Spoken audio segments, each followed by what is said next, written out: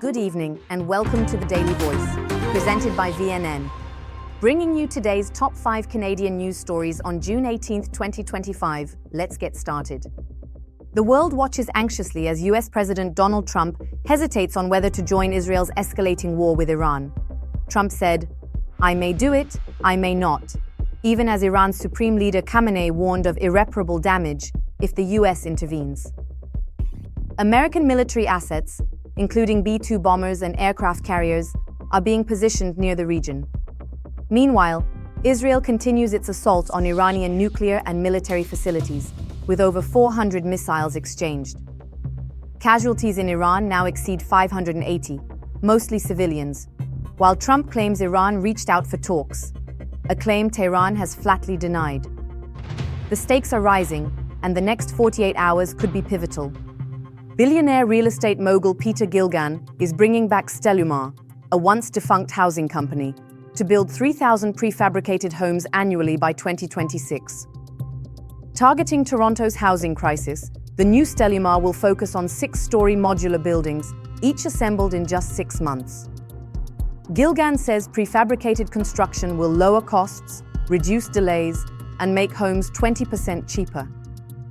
The announcement comes as affordability remains a top issue nationwide. If successful, Stelumar could redefine urban housing in Canada.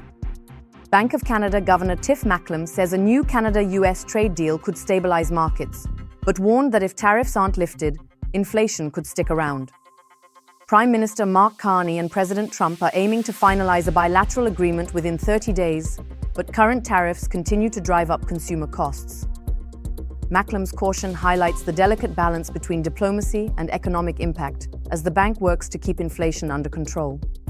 India and Canada have officially agreed to restore diplomatic relations, reappointing high commissioners after months of tension. Prime Ministers Modi and Carney met at the G7 summit in Alberta, ending the freeze that followed the 2023 Nijar assassination allegations. Carney called it a return to constructive dialogue, while Modi reaffirmed India's commitment to democracy and bilateral cooperation. With over $9 billion in trade between the two nations last year, the diplomatic reset could revive both economic and cultural ties. A new report by the CAA reveals over 600,000 critical near-miss incidents involving pedestrians and cyclists at Canadian intersections.